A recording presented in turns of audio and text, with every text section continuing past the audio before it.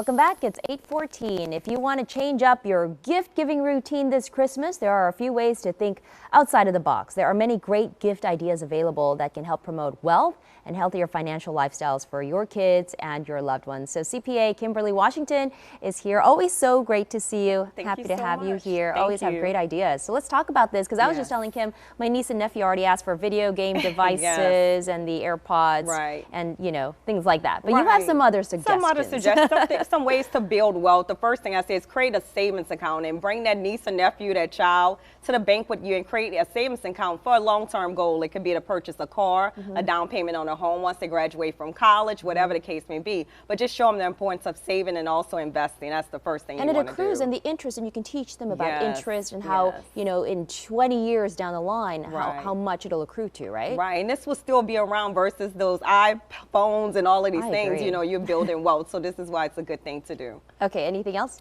The second thing you want to do is start looking at different options as it relates to a Roth IRA. So if you have a niece or a nephew who's actually working right now, you can actually put that money into a Roth IRA, and you can put as much as $6,000. So this is a great way to teach them how to invest too as well. So that's another option that you may have. All right.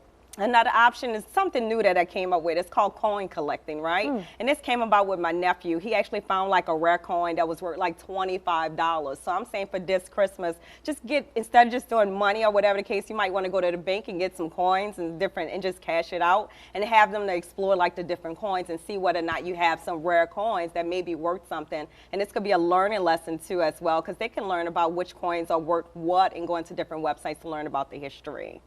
All right. And so the last thing that you want to think about doing is definitely just want to continue as it relates to investing. So that's an option where you can do like give a share, where it actually allows you, it's a website. You can actually pick like Facebook or Apple, whatever the stock may be. And what you can do is actually give them a share of stock for Christmas instead of just giving them money too as well. So they'll frame actually the stock certificate and send it to the child. So that's just a couple of different ideas as it relates to saving and building wealth this Christmas. Well, I think those ideas are excellent, but I'll be honest with you, children may find it boring.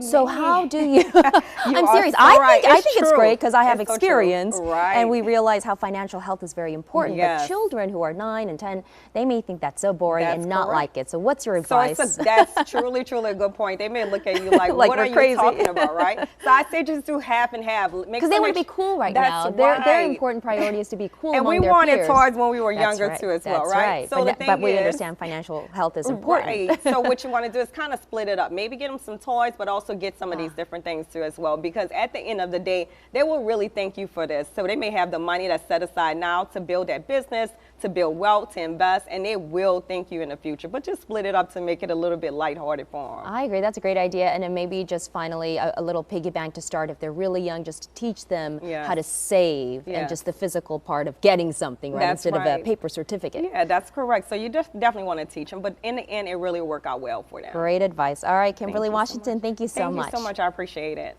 Damon?